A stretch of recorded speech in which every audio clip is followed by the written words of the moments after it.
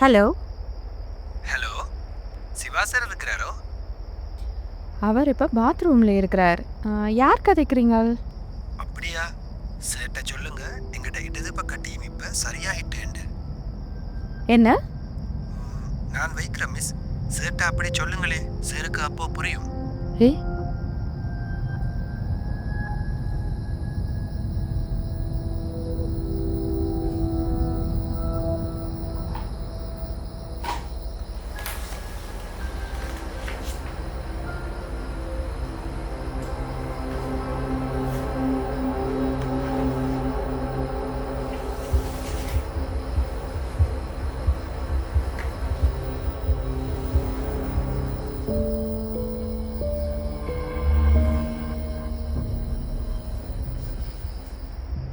என்ன இது?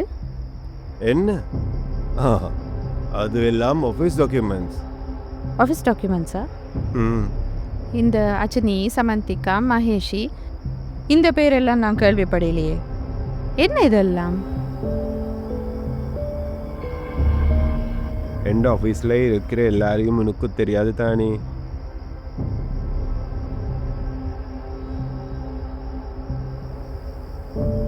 ஆ, அப்படி என்ன எங்களோட குடும்பாக்களும் உங்களோட ஆஃபீஸ்லேயோ வேறு செய்யணும்.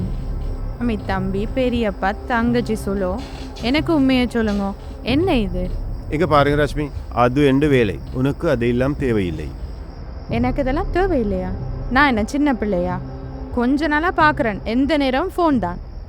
ரஷ்மி, நான் உன்னிட்ட சொல்லலை தான், எந்த சம்பளம் மட்டும் போதாது தானே.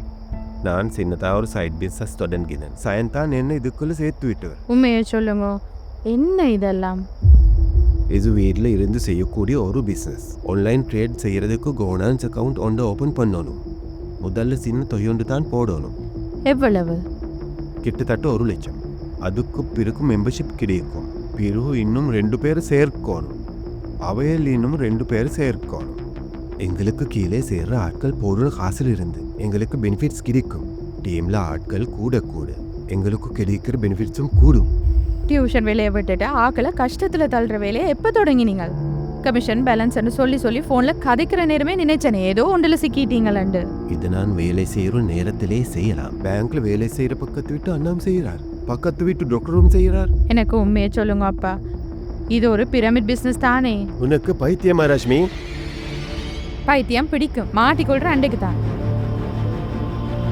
நீங்க செய்யறது எங்களையும் கஷ்டத்தை தள்ளி மற்ற ஆக்களையும் நட்டப்பட வைக்கிறது என்ன? தங்கமே, இது சரியா செய்தா நாங்க வெல்லலாம். பணத்தின் வெகுமதி கூடும்.